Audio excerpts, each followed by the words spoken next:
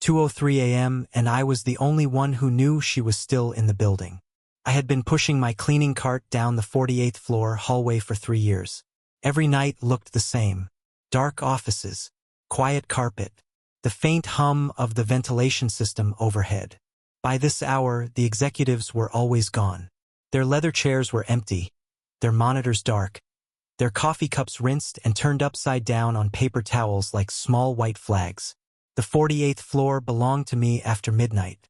That was just how it worked. So when I saw the light coming from the corner office at the end of the hall, I stopped walking. It was not a bright light. It was the kind of dim, pale glow that a monitor throws when someone forgets to turn it off. I told myself that was probably all it was. A forgotten screen. Maybe a desk lamp left on by accident. I had seen it before. I would go in, clean around the furniture, and be done in 10 minutes. I was wrong about all of it. I pushed open the door slowly and stepped inside. The office smelled like cold coffee and printer paper. And there, in the large leather chair behind the desk, was Rachel Holt, the CEO of Northvale Systems. Her auburn hair was loose around her shoulders, and her eyes were closed, and her breathing was slow and even. She looked, by every measure I could observe, completely asleep. I had never been this close to her before. In 3 years of cleaning her office, I had always arrived after she left. I knew her space better than I knew most people. I knew she kept 3 pens in the top right drawer and never used any of them. I knew she drank her coffee black and left the cups on the left side of the desk. I knew the exact weight of the silence her office carried at 2 in the morning.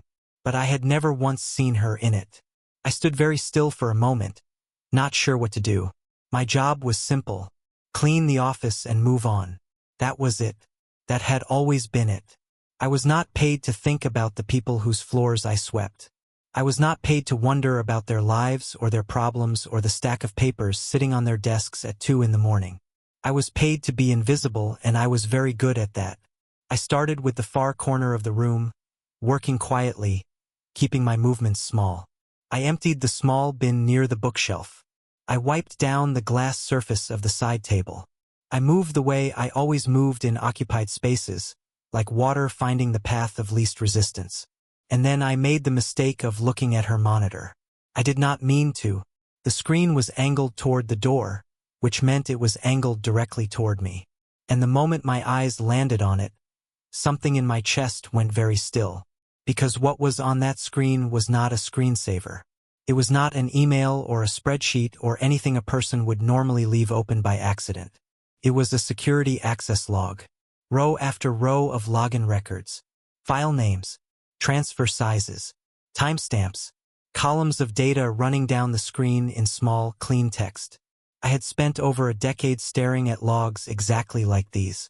I had written reports on logs like these.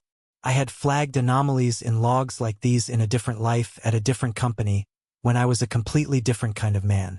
My feet stopped moving.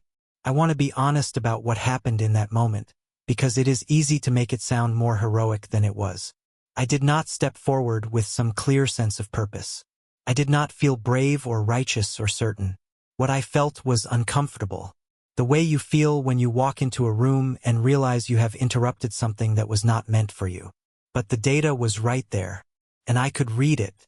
And something about the pattern was wrong in a way that was impossible to ignore once I had seen it. I took one step closer to the desk. Rachel did not move. Her breathing stayed slow. The office stayed quiet. And I stood there, close enough to read the screen properly now, and I felt my stomach drop. The log was showing file transfers, bulk downloads of documents. Not 1 or 2 files, but dozens at a time. Classified files from what the labels suggested. Pricing structures, contract blueprints, internal strategy documents. And every single transfer in the log was tied to the same account name, the same login credentials, the same person, pulling documents out of Northvale's servers over and over again in the middle of the night for weeks. I read the account name twice to make sure I was not misreading it. Thomas Vane, Chief Operating Officer. I knew who Thomas Vane was. Everyone in the building knew who Thomas Vane was. His name was on the company's leadership page. His face was on the screen in the lobby. He had been with Northvale for 15 years. He was the second most powerful person in this company, and according to what was glowing on Rachel Holt's monitor right now, he had been quietly emptying the company's most sensitive files in the dead of night. I took a step back. I looked at Rachel, still asleep, still breathing evenly, still completely unaware that I was standing 6 feet away from her desk, reading something that made every hair on my arms stand straight up. Here is what I knew standing in that office at 2 in the morning. I was a janitor. I had a modest apartment and a steady paycheck and a life that was small but stable, and I had worked very hard to build it. I had also worked very hard to stop being the kind of man who got involved in things above his pay grade. That version of me had gotten hurt. That version of me had lost more than I care to describe. I knew exactly what walking away looked like. It looked like picking up my mop, finishing the floor, and pushing my cart to the next office. It looked like forgetting what I had seen by the time I reached the elevator. It looked like keeping my head down the way I had trained myself to do, the way that had kept me safe for 3 years. I reached into my pocket, and I pulled out my phone. I am still not entirely sure what made me do it. Maybe it was the sheer scale of what I was looking at. Maybe it was something older than reason, some part of me that had never fully accepted that I was just a man with a mop. Maybe it was the simple, quiet fact that she was sitting right there, asleep in her chair, about to lose something she had spent her entire life building, and she did not even know it yet. My hands were steady as I opened the camera. I did not rush. I worked through every row on that screen, every timestamp, every file name, every detail that the log was showing. And when I was done, I slipped the phone back into my pocket, picked up my mop, and walked out of the office without making a sound. I did not look back at her, but I wanted to. Nobody stopped me on the way to the elevator. That is the thing about being invisible. It works in both directions. The security guard at the end of the hall glanced up when I rolled my cart past his station, gave me the same look he gave me every night, which was no look at all, and went back to his phone. The elevator arrived with its usual chime. The doors opened. I stepped in, pressed the button for the basement, and watched the floor numbers count down in silence. I had 17 floors to figure out what I was going to do. By the time the doors opened at the bottom, I still had no answer. The maintenance break room at Northvale was not a comfortable place. It had 4 metal chairs, a folding table with a wobble on one side, a coffee machine that made noise like it was in pain, and a row of lockers along the far wall. It smelled like cleaning solution and old takeout. I had eaten more meals in that room than I wanted to count. It was the kind of place you stopped noticing after a while because noticing it too clearly made the nights feel longer. I sat down on one of the metal chairs, put my phone on the table in front of me, and stared at it. The photographs were there. 41 images. I had gone through every row on that screen. Every file transfer, every timestamp, every record tied to Thomas Vane's account. I had taken the pictures carefully, making sure each frame was sharp and readable. Part of my brain, the part one had spent 3 years trying to keep quiet, had operated almost automatically. It had recognized the log format, understood the significance of the download volumes, and noted the specific categories of files being transferred before the rest of me had fully decided to act. That was the part that scared me. Not the photographs. Not the risk of having taken them. What scared me was how natural it had felt. How quickly my old instincts had switched back on, like a light in a room I thought I had locked.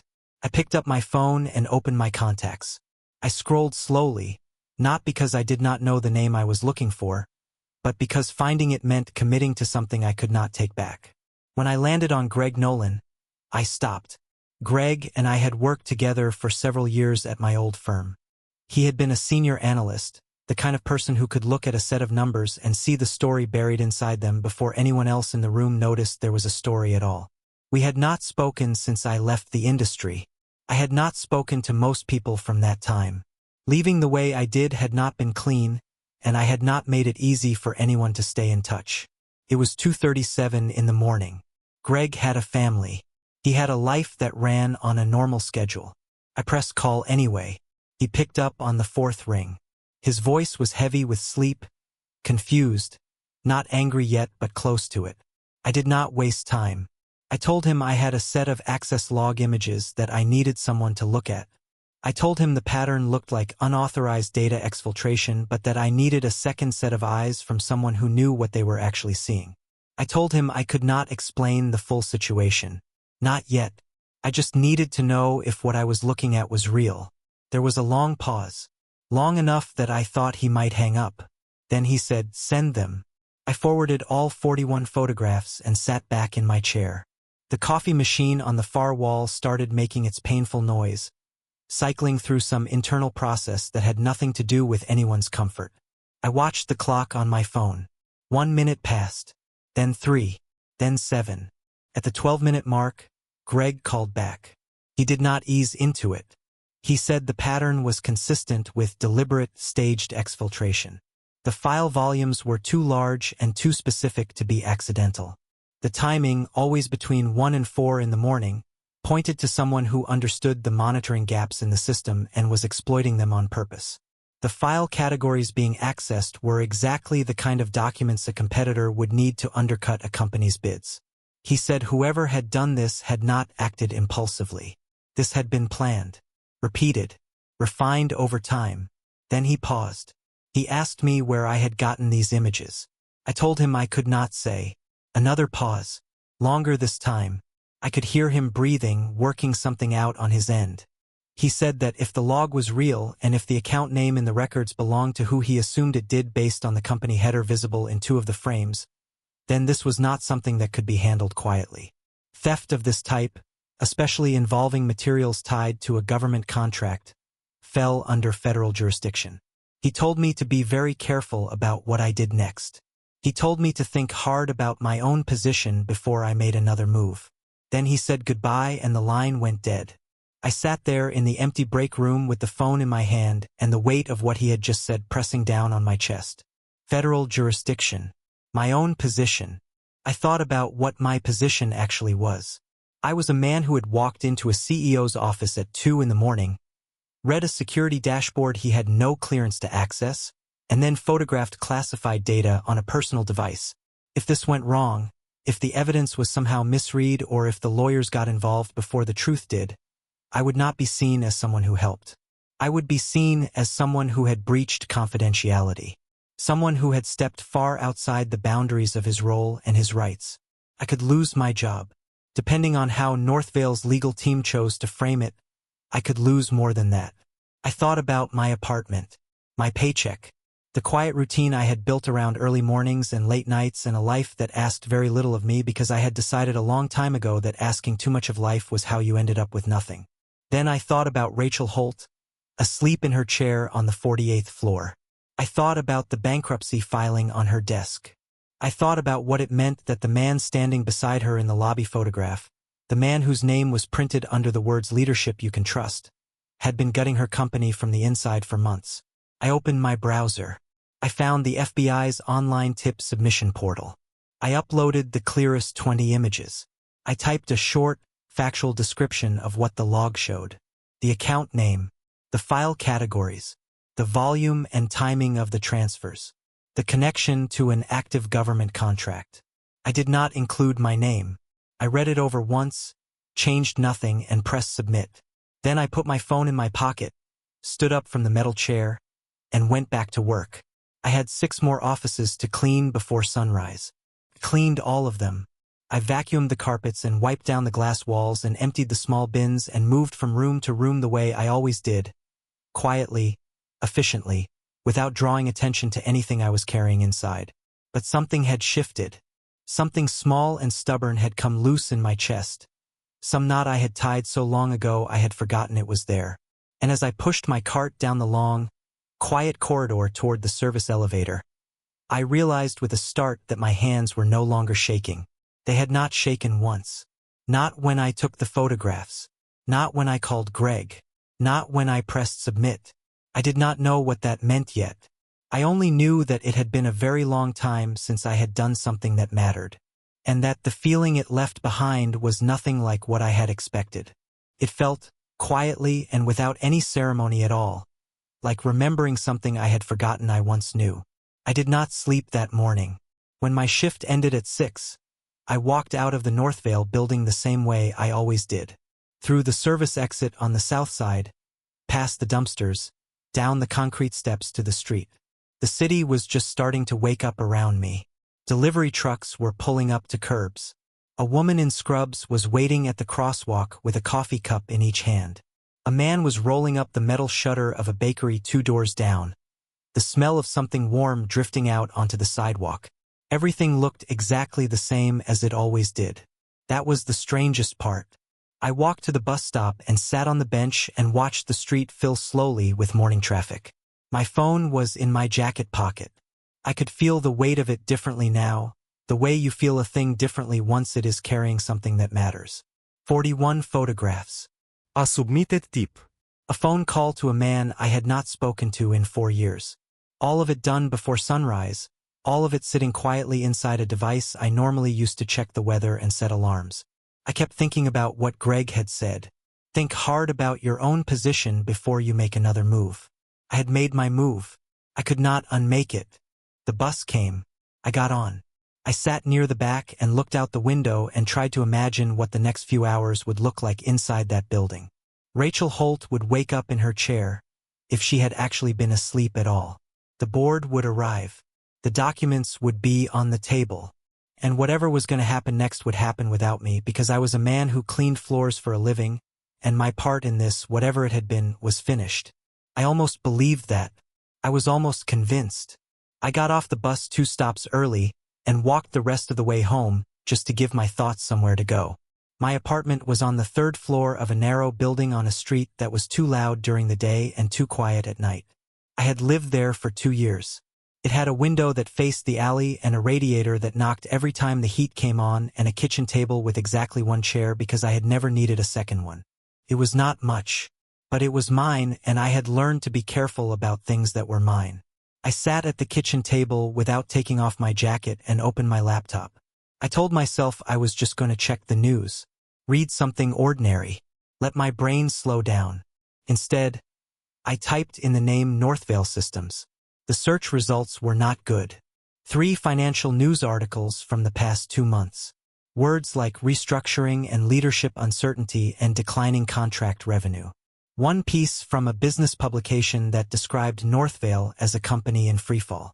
There was a photograph in that article of Rachel at a conference from the previous year, standing at a podium, one hand raised slightly as if she were making a point she believed in completely. She looked like someone who did not lose. She looked like someone who had never considered it an option. I closed the laptop. I lay down on top of my bed without pulling back the covers and stared at the ceiling and tried to sleep. My body was tired enough. 11 years of working in systems followed by 3 years of physical night work had made me the kind of person who could sleep almost anywhere under almost any condition. But my mind was doing something it had not done in a very long time. It was moving. Not spinning with anxiety the way it used to, but working, turning the problem over, looking at it from different angles, tracing patterns the way I had once traced them professionally, the way I had been trained to, the way that had apparently never fully left me no matter how hard I had tried to leave it behind. I was asleep by 7:30. My phone woke me at 11:14. It was not Greg. It was not a number I recognized at all. It was a local number I had never seen. And for a moment I just looked at it ringing in my hand and felt a cold, specific kind of alertness move through me. The kind that does not come from coffee or rest. The kind that comes from knowing, without being told, that something has already started moving. I answered. The voice on the other end was calm and professional and introduced itself as belonging to an agent with the Federal Bureau of Investigation. She said her name was Christine Boyle. She said she was calling in reference to a tip submitted through the agency's online portal earlier that morning. She said the submission had been flagged for priority review due to its connection to an active federal contract under investigation by another division. She said they had questions. She asked if I was available to speak. I sat up on the edge of my bed. I want to be clear about something. I had submitted that tip anonymously. I had not included my name, my address, my employee number, or any identifying detail. I had been deliberate about that. And yet here was a federal agent calling my personal phone before noon on the same day. I asked her how she had gotten this number. There was a brief pause. Then she said that the images I had submitted contained metadata from my device. Standard information that gets attached to photographs automatically. Location data. A device identifier. Enough to find me without much difficulty once they decided they needed to. I had not thought about the metadata. I had spent 11 years working in systems. I had taught junior technicians about metadata. I had written internal memos about the importance of stripping identifying information from files before transfer. And at 2:30 in the morning in a quiet office with a sleeping CEO and a glowing monitor full of evidence, I had not thought about the metadata. I almost laughed. I did not, but I almost did. Agent Boyle spoke again before I could decide what to say. She told me I was not in any trouble. She used those words carefully, like someone who had chosen them in advance. She said the images I had submitted were consistent with evidence their division had already been building through separate channels. She said my photographs had provided a key piece of documentation that helped connect two parts of an investigation that had been running in parallel for several weeks. She said they were moving quickly and that the next few hours were going to matter a great deal. Then she said something I was not prepared for. She asked me if I still worked at Northvale. She asked what time I was scheduled to be back in the building. She asked if I would be willing to answer a few questions in person before my next shift. I looked around my small apartment, the single chair at the kitchen table, the closed laptop, the alley visible through the window, gray and ordinary in the midday light. Then I said yes. Agent Boyle met me at a coffee shop 4 blocks from my apartment at 1 in the afternoon. She was not what I expected, though I am not sure what I had expected exactly. She was around 40, with short dark hair and the kind of steady, unhurried posture that made you feel like she had already thought through every version of how the next hour might go. She was sitting at a corner table when I arrived, facing the door, a cup of coffee in front of her and a closed folder on the table beside it. She stood briefly when I walked in, shook my hand, and gestured to the seat across from her like we were meeting about something ordinary. We were not meeting about something ordinary. She asked if I wanted anything before we started. I said no. She nodded and opened the folder. Inside were printed copies of my photographs. All 41 of them, arranged in order, sharp and clear on standard white paper.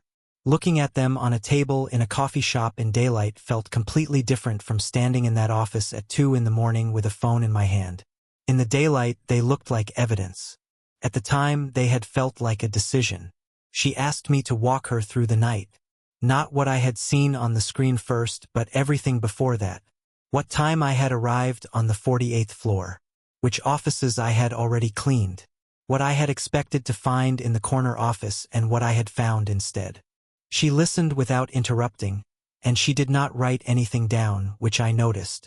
She was watching how I told it, not just what I said.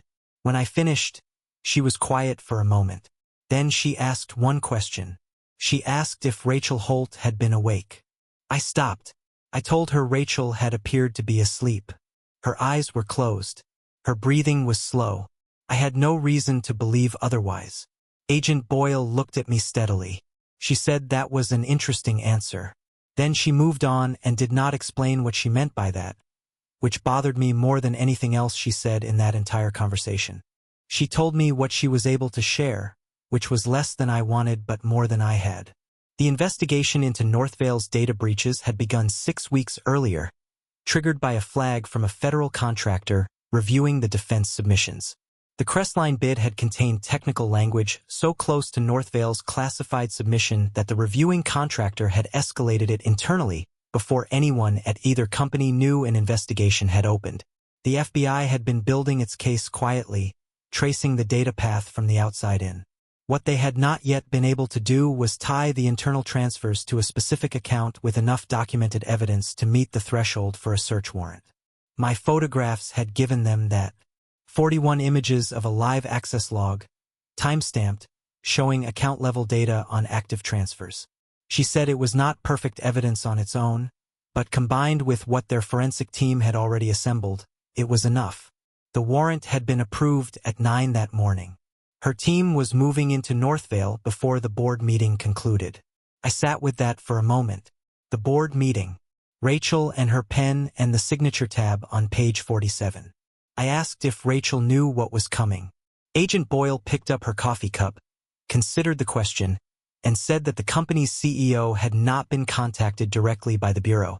Then she paused in a way that felt intentional, like a door left slightly open, and added that sometimes people find out things happen before anyone tells them. I did not know what to do with that either. She closed the folder and slid it to the side. Then she shifted in her chair slightly, and something in the conversation shifted with her. The official part, the part where she was an agent and I was a witness, seemed to step back. What replaced it was something quieter. She told me she wanted to say something off the record. I told her to go ahead.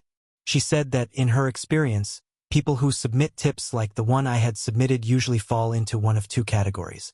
The first group submits because they want something: recognition, protection, leverage, a sense of being on the right side of something for once. The second group submits because they cannot help it, because seeing something wrong and staying silent would cost them more internally than speaking up ever could. She said my tip read like the second kind. I did not respond. She did not seem to need me to.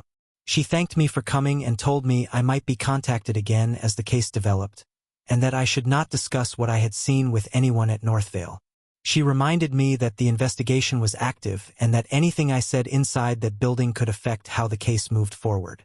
She said it professionally and without any edge to it. She was not threatening me. She was protecting the work. I told her I understood. I told her I was good at staying quiet. She almost smiled at that. Not quite, but close. I walked back to my apartment in the cold afternoon air and sat again at the kitchen table with the one chair and the closed laptop and the radiator that would start knocking in a few hours when the heat came on. I had 4 hours before my shift started. 4 hours before I would walk back into Northvale, badge in, ride the elevator, and push my cart down the same hallways I had pushed it down for 3 years. Except that tonight, Thomas Vane's office would likely be empty. And Rachel Holt might or might not know that a janitor she had never spoken to had spent the last 12 hours doing something that could not be undone. I made myself eat something. I laid down again. I set an alarm. And somewhere between the silence of my apartment and the weight of the afternoon, I fell into the deepest sleep I had managed in months. I walked back into Northvale that evening like I had walked in every evening for 3 years. Badge stop. Nod to the lobby guard. Service elevator. Cart from the supply room. Same route, same order, same quiet rhythm I had built my nights around until the rhythm itself had become a kind of armor. Nobody looked at me twice. Nobody ever did. I was part of the building the way the ventilation system was part of the building. Present. Functional. Easy to forget. But tonight the building felt different. I noticed it the moment the elevator doors opened on the 48th floor. It was not something I could point to directly. The hallway looked the same. The lights hummed at their usual pitch. The carpet ran its usual path toward the corner office at the end of the hall. But there was a tension in the air that had not been there the night before, the kind of tension that collects in a space after something significant has passed through it. Thomas Vane's office was dark. I stood in the hallway for a moment and looked at it. The blinds were drawn, which was unusual. Thomas was the kind of man who kept his blinds open even after hours, the kind of man who seemed to enjoy being visible from the hallway, like visibility was its own form of authority. But tonight the blinds were shut and the light was off, and there was a stillness behind that door that felt less like absence and more like removal. I pushed my cart forward and kept moving. I cleaned 4 offices before I let myself think about it properly. I needed the routine. I needed the familiar weight of the work under my hands, the mop handle, the spray bottle, the microfiber cloth folded into quarters the way I always folded it. Physical work had a way of quieting the part of my brain that moved too fast, and right now that part was moving very fast. What had happened in that boardroom this morning? I did not know exactly. I had submitted the tip at 3 in the morning. Agent Boyle had called me by 11. The warrant, she had said, had been approved at 9. Which meant the FBI had moved into Northvale while I was asleep in my apartment, while my alarm was still hours away, while the city was going about its ordinary business completely unaware that something had broken open on the 48th floor of a glass office building downtown. I wanted to know how it had gone. I also knew I could not ask. On the 5th office of the night, I pushed my cart past the small cluster of administrative desks near the elevator bank and noticed two women still at their workstations at 8 in the evening, which was not normal. They were not working. They were talking in low voices with their chairs turned toward each other, and they stopped when I came close. I kept my eyes down. I emptied the bin near the printer. I wiped the surface of the nearby counter. And as I moved away, I heard one of them say, in a voice just above a whisper, that she still could not believe it was him. I did not slow down. I did not react. I pushed the cart around the corner and stood in the next empty hallway and breathed. So it had happened. Whatever the morning had brought into that boardroom, it had been enough. The building knew. Not officially, not yet, but the way buildings know things, through whispers and glances and the particular silence that falls around a name people are no longer sure they are allowed to say out loud. I finished the floor. I moved to the next one. I worked through the night the same way I always did, steady and quiet and unremarkable. But something underneath the steadiness was different. There was an alertness in me that I had not felt in years, not the anxious kind that used to keep me awake at 4 in the morning replaying every mistake I had made, but something sharper and cleaner. The alertness of someone who has done something real and is waiting, without knowing exactly what they are waiting for, to find out what it costs. I reached the 48th floor at 1:47 a.m. The corner office light was on. I stopped my cart at the end of the hallway and looked at it. Same pale glow as the night before. Same quiet spilling out under the door. My pulse did something irregular that I chose to ignore. I told myself it was just a forgotten monitor again. I was not wrong this time, but I was not entirely right either. When I opened the door, the office was empty. Rachel was not in her chair. The chair was pushed back slightly from the desk, like someone had stood up from it recently and not bothered to push it back in. The monitor was on, but the screen had shifted to a different display than the previous night. No access logs. No scrolling data. Instead, there was a simple document open in the center of the screen. A company memo with today's date at the top, and a single line visible from where I stood near the door. Effective immediately, Thomas Vane is no longer employed by Northvale Systems. I read it twice. Then I stepped inside, did my job, and left. I was 2 offices down the hall when I heard the elevator chime. I did not think anything of it. The building ran its own schedule at this hour, security making rounds, the occasional late arrival who had forgotten something on their desk. I kept working. Then I heard footsteps coming down the hallway toward me. Measured. Unhurried. The sound of someone who knew exactly where they were going. I turned around. Rachel Holt was walking toward me in the same clothes she had been wearing in her chair the night before, dark trousers, a dark top, her auburn hair loose around her shoulders. She looked like someone who had not slept, but not in the broken way. In the way of someone who had chosen not to because sleeping would have meant stopping, and stopping was not something she was ready to do yet. Her eyes were clear and direct, and they were looking straight at me. She stopped about 4 feet away. Neither of us said anything for a moment. The hallway hummed around us the way hallways do at 2 in the morning. That low, electrical quiet that makes everything feel slightly more serious than it might otherwise. Then she said, "I know it was you." Her voice was even. Not accusing. Not grateful yet either. Just certain. The voice of someone who had already worked through the logic and arrived at the answer before coming to find me. I held the mop handle and said nothing. She said she had been awake the entire time. She said she had heard the camera.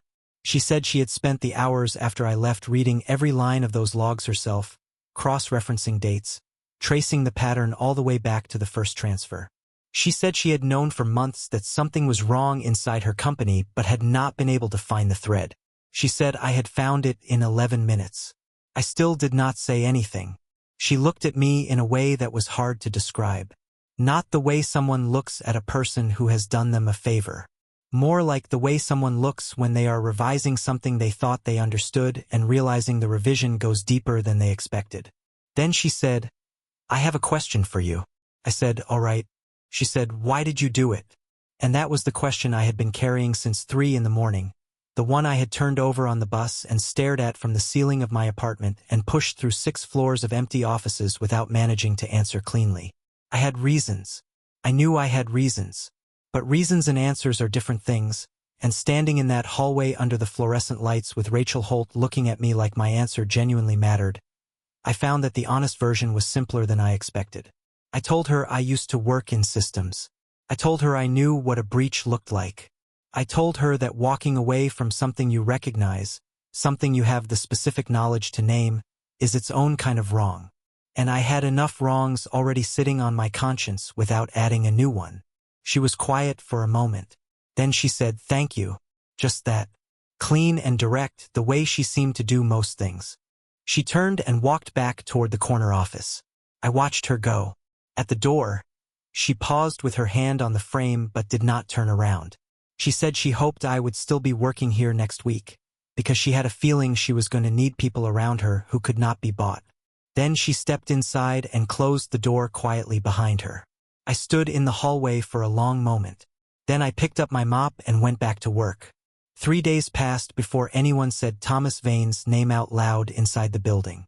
During those 3 days, I watched Northvale from the only angle I had ever known it from, ground-level service corridors, the quiet hours when the people who made the decisions had gone home and left the building to those of us who kept it running. And what I saw during those 3 days was a company holding its breath.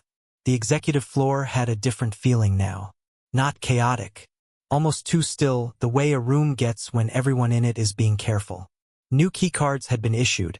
I noticed this because the security panel near the elevator had been reset, and the maintenance crew had been given updated access codes without any explanation. Someone had changed the locks on 2 offices that had previously been accessible during cleaning rounds.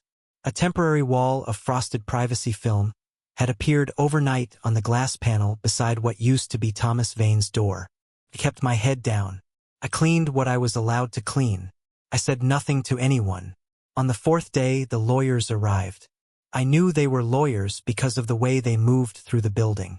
In pairs or threes, always carrying something, always slightly ahead of wherever they were supposed to be, like people who charged by the hour and could not afford to waste a step. They took over the large conference room on the 46th floor and did not leave until after midnight.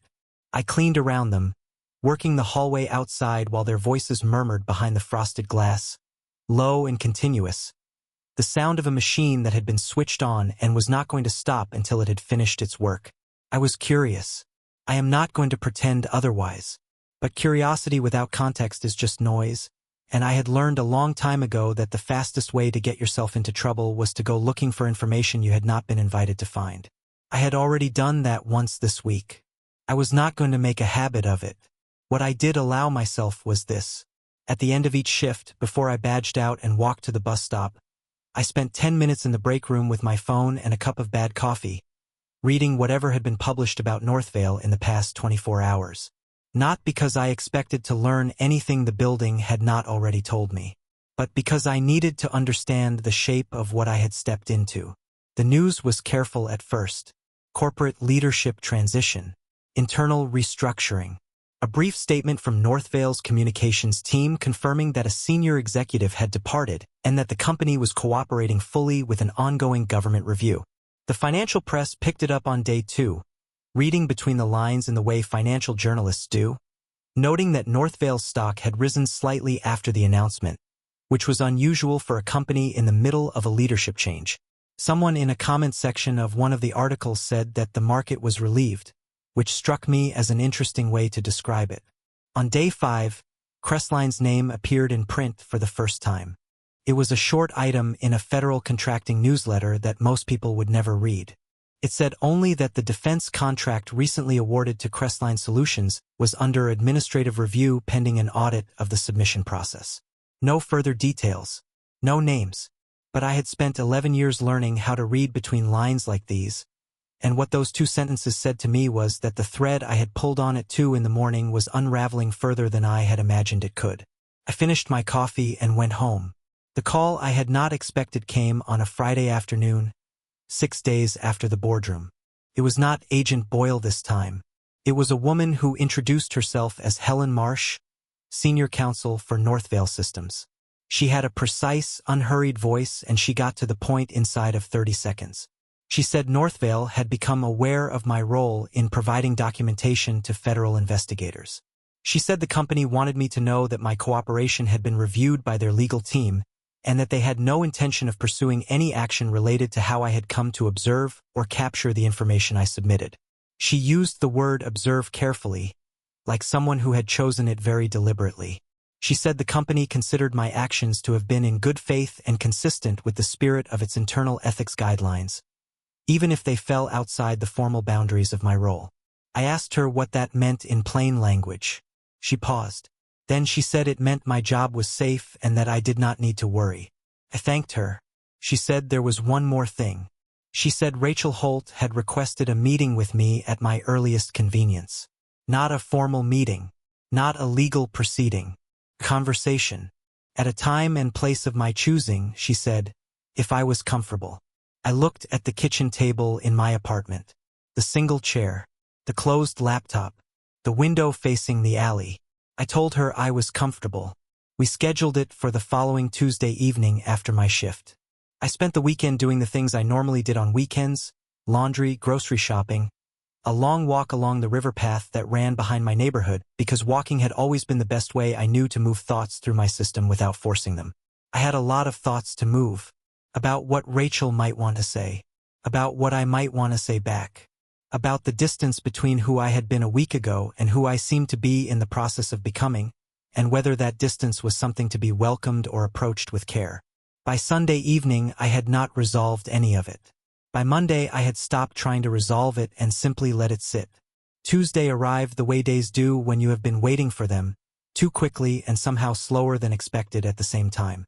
I finished my shift at 6, went home, showered, put on the cleanest clothes I owned that were not a uniform, and walked back to the building. Rachel was already there when I arrived. Not in her office. She had chosen the small meeting room on the 44th floor, the one with the round table and 4 chairs and the window that looked out over the city's eastern side. She was standing at the window when I walked in, her back to the door, her auburn hair loose around her shoulders, one hand resting on the glass. She heard me come in and turned around. She looked different from the hallway version of herself I had spoken to 5 days earlier. Less guarded.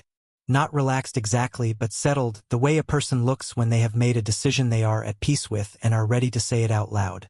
She pointed to the chair across from her. I sat down. She sat down too.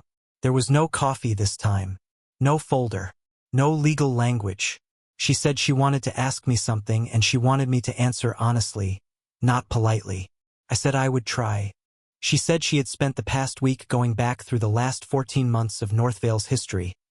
Every lost contract, every underbid, every moment where the company had been outmaneuvered so precisely that it could not have been coincidence. She said what Thomas had done had not just cost her contracts. It had cost her confidence in her own judgment, because she had trusted him completely, and complete trust, she had learned, was something a person should give very slowly and only after earning the right to extend it. Then she looked at me directly and said, I want to know what made you trust your own judgment that night, when everything said you should walk away. The question landed somewhere I had not prepared for. I sat with it for a moment. Then I told her the truth. I said I did not know if it was trust. I said it felt less like confidence and more like recognition. That I had recognized something on that screen and I had recognized what it meant, and the only way to dishonor that recognition was to pretend it had not happened. I said I had spent 3 years pretending a lot of things had not happened. I was tired of it. She looked at me for a long moment after that. Then she said she had something to offer me, and she hoped I would not say no before she finished explaining. I told her I was listening. She offered me a job. Not the job I had. Not a better version of the job I had. Something else entirely, something that did not yet have a full name or a formal structure or a desk assigned to it, but that Rachel described with the kind of quiet precision that told me she had been thinking about it for longer than 6 days. She called it an integrity function, an internal role focused on monitoring data access patterns, flagging unusual system behavior, and building the kind of early warning architecture that would have caught Thomas Vane in his first week instead of his 14th month. She said it would sit outside the normal reporting chain, answering directly to her and to no one else. She said it required someone who understood systems deeply, who had no political loyalty to any department or executive, and who had already demonstrated under real pressure that their judgment could be trusted when no audience was present.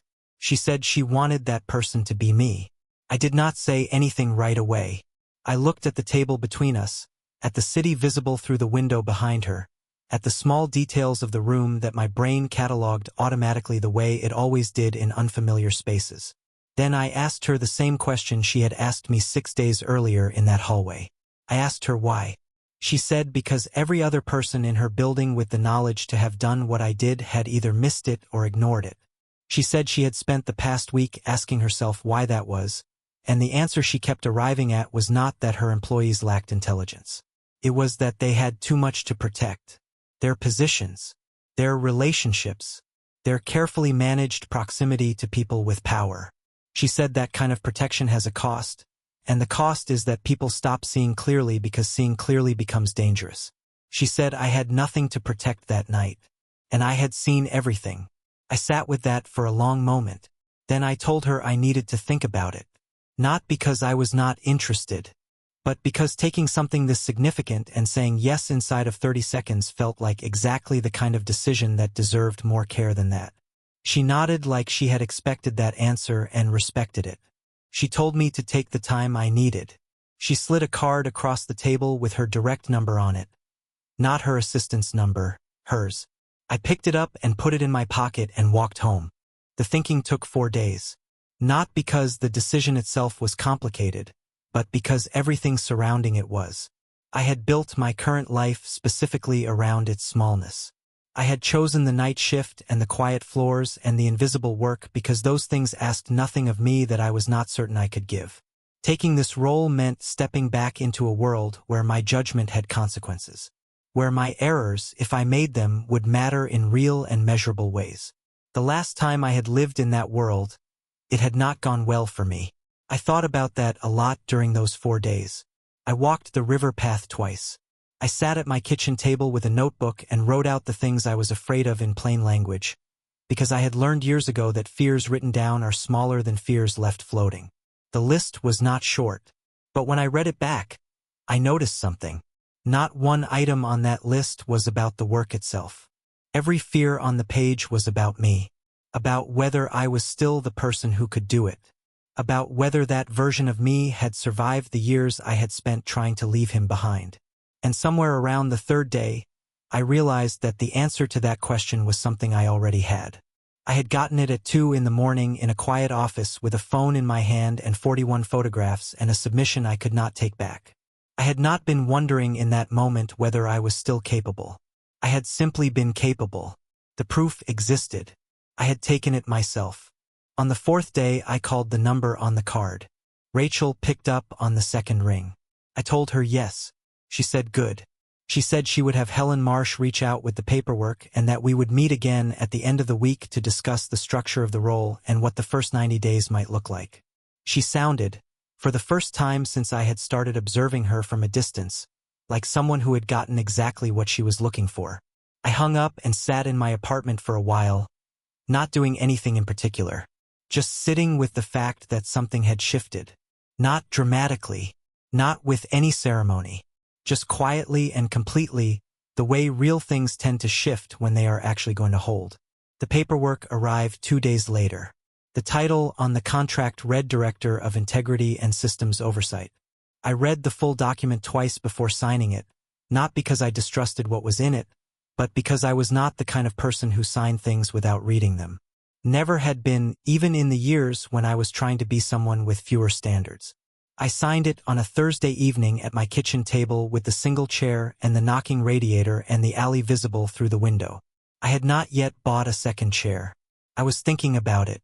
My last night shift was the following Monday. I finished the 48th floor first, the way I always had, starting with the corner office and working outward.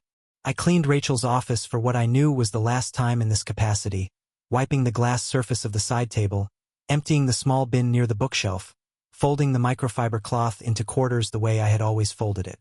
The monitor was off tonight. The chair was pushed in. The room smelled faintly of the cold coffee she never finished and the printer paper that seemed to accumulate near the window regardless of how often someone cleared it away. I stood in the doorway for a moment before I left. I was not being sentimental. Or maybe I was a little. It is hard to spend 3 years of your life in a place and feel nothing when the version of you that belonged to it is walking out for the last time. This room was where it had started. Not just the investigation, not just the photographs, but the longer thing.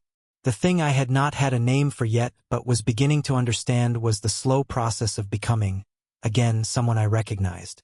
I turned off the light and pulled the door shut behind me. I pushed my cart to the service elevator one final time. I returned it to the supply room. I badged out at the security desk. The guard gave me the look he always gave me, which was no look at all. Except that tonight, just as I reached the door, he looked up. He said, "Hey, heard you're moving up." I stopped, turned around. He was already looking back at his phone. But there was something at the corner of his mouth that might have been a smile. I walked out into the night air and stood on the concrete steps for a moment. Above me, the building rose into the dark, its windows lit in irregular patterns, each one a small rectangle of someone else's late evening. 48 floors. 3 years. One night that had mattered more than all the others combined. I walked to the bus stop. I sat on the bench. I looked at the street. And for the first time in a very long time, I was not invisible. Not because anyone was watching, but because I had stopped hiding from myself. My first day in the new role did not look anything like I had imagined. I had pictured a desk, maybe a briefing, some version of an orientation that acknowledged the strangeness of the transition. A man who had been mopping floors on Monday sitting in a director's chair by Friday. What I got instead was a key card with a new access level, a laptop still in its box, an office on the 43rd floor with no furniture in it yet except a folding table someone had dragged in from a storage room, and a note from Rachel taped to the window that said, in her clean, direct handwriting, "Start wherever makes sense. I will find you at noon." I stood in the empty office for a moment. Then I opened the laptop box and got to work. What I did in those first 4 hours was what I had always done when entering a new system.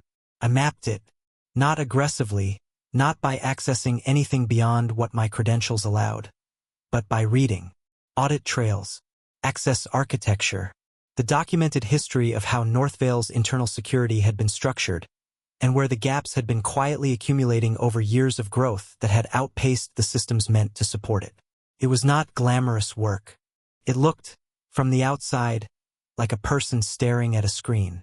But underneath the surface it was the same thing it had always been.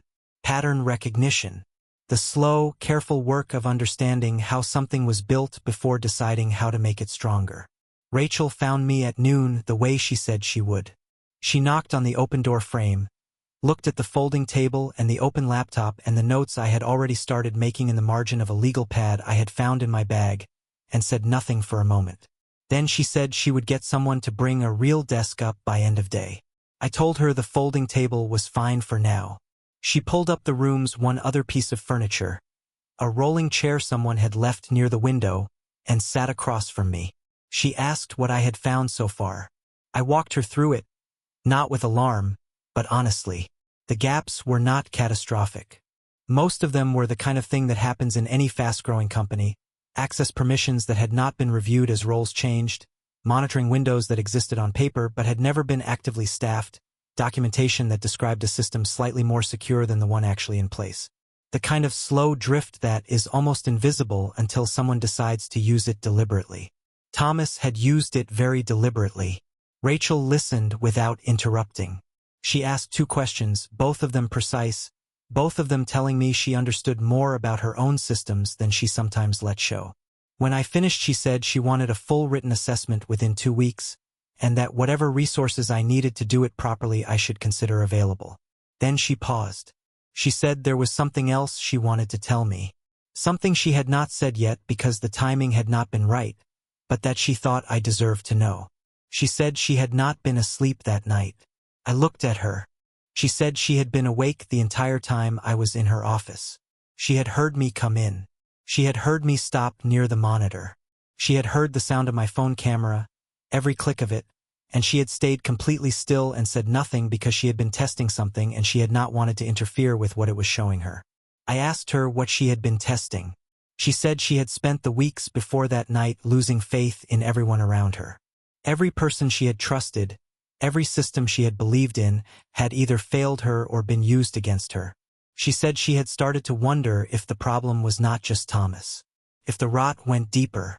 If the culture she had spent 20 years building had become the kind of place where people only did the right thing when someone was watching. So she had stayed late. She had pulled up the access logs. She had left them visible on her screen. And she had waited to see what the building would show her when it thought no one was looking. She said she had not expected it to be me. I did not know what to say to that. I sat with it for a moment, turning it over, understanding slowly that the night I had thought I was acting alone had been witnessed from the beginning. That the choice I had made in that quiet office had been seen by the one person it mattered most to see it. I asked her what she would have done if I had just cleaned the floor and left. She was quiet for a moment. Then she said she did not know. She said she had been asking herself that question for weeks. She said the honest answer was that she might have signed the bankruptcy filing and believed it was the right thing to do, because she had run out of reasons not to. That landed heavily. I let it. The weeks that followed were the fullest I had known in years. Not easy. Full. There is a difference. The assessment took 3 weeks instead of 2 because the deeper I went into Northvale's architecture, the more clearly I could see both how much had been compromised and how much remained genuinely solid. The company had good bones. What it had lacked was someone paying attention to the right things at the right level. I wrote the report carefully, plainly, without technical language that would require translation. Rachel read every page. The federal case against Thomas moved forward through the autumn. I was contacted twice more by Agent Boyle, once to clarify a detail in my original submission, and once to review a technical section of the evidence package that the prosecution wanted explained in terms a jury could follow. I drove to the federal building both times. I answered what was asked of me. I did not find it dramatic. It felt mostly like finishing something that needed to be finished. Crestline Solutions lost the defense contract in November. 2 of Northvale's former clients returned before the end of the year. A third reached out in January. The company did not recover overnight. But it recovered steadily, the way things recover when the problem has been correctly identified and honestly addressed. Rachel and I fell into a working rhythm that surprised me with how natural it felt. We met twice a week formally and spoke by phone more than that. She had a way of asking questions that made you think harder than you intended to, and I had a way, apparently, of saying things plainly enough that she trusted them without needing them decorated. We disagreed sometimes. On approach, on priority, on how much to disclose to the board at various stages of the recovery. We disagreed without it becoming something else. That felt important. That felt like something neither of us had experienced enough of in recent years. In February, she asked me to dinner. Not as a meeting. Not as a continuation of any specific conversation. She asked the way a person asks when they have decided they want to spend time with someone and have run out of reasons to keep scheduling that time under another name. She said there was a restaurant she liked on the east side of the city, near the river, and she thought I might like it too. I said yes. We sat across from each other at a small table near the window, and the city moved quietly outside the glass, and we talked the way people talk when they are no longer performing anything for anyone. About the work, some of it, but also about other things. About the years before. About what it costs to lose something you built with your hands and what it costs differently to walk away from something you were good at. About the specific loneliness of being a person who understands systems in a world that mostly just wants you to keep them running without asking too many questions. She laughed at something I said about the coffee machine in the basement break room. A real laugh, not the managed kind she used in meetings, and I thought about the distance between that sound and the woman I had observed from hallways for 3 years, and felt something settle in my chest that had not been settled in a very long time. I walked her to her car afterward. We stood on the pavement outside the restaurant in the cold February air, and she looked at me the same way she had looked at me in that hallway when she said she knew it was me, like she was seeing something clearly and had decided to stop pretending she was not. She said she was glad I had not walked away that night. I told her so was I. She smiled.